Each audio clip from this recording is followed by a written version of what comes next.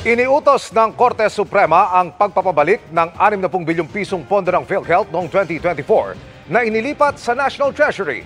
Ayon sa Korte Suprema, kontra sa dalawang batas ang paglilipat ng pondo ng PhilHealth. Nakatutok si Jonathan Andal. Nagkaisa ang mga mahistrado ng Supreme Court. Dapat ibalik sa PhilHealth ang pinalipat na 60 billion pesos na pondo nito sa National Treasury. The Supreme Court, through the ponentia of Associate Justice Amy C.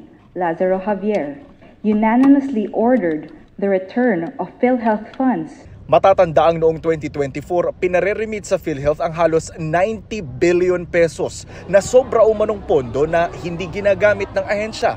Nairemit sa National Treasury ang naunang 60 billion pesos. Pero ang balanseng halos 30 billion pesos hindi natuloy dahil nag-issue na ang Supreme Court ng temporary restraining order nang questionin ito sa Korte Suprema. Sa desisyon ngayon ng Supreme Court en banc, idineklara nitong walang bisa ang special provision sa 2024 General Appropriations Act at ang circular ng Department of Finance na ginamit na basihan ng gobyerno para sa paglipat ng pondo ng PhilHealth sa National Treasury dahil nakitaan nila ng grave abuse of discretion ang pagpapatupad nito. Kontra rin daw ang mga utos sa dalawang batas, ang Sin Tax Law at Universal Healthcare Act.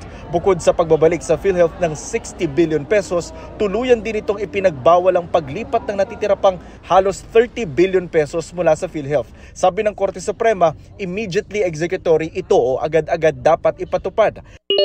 Tinanggihan naman ng Korte ang hiling ng mga petitioner na tukuyin ang criminal liability o pananagutan ni dating Finance Secretary at ngayon Executive Secretary Ralph Recto para sa technical malversation o kaya ay plunder.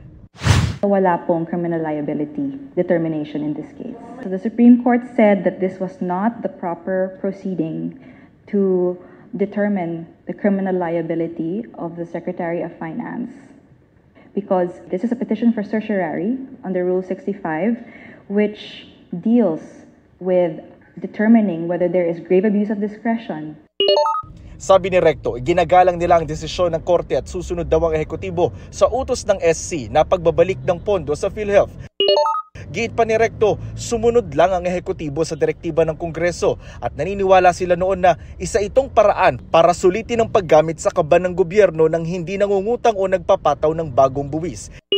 Iginagalang din ng Malacanang ang desisyon ng Korte Suprema. I-review daw ng Office of the Solicitor General ang ruling at saka magdidesisyon sa susunod na hakbang, kabilang ang paghahain ng motion for reconsideration.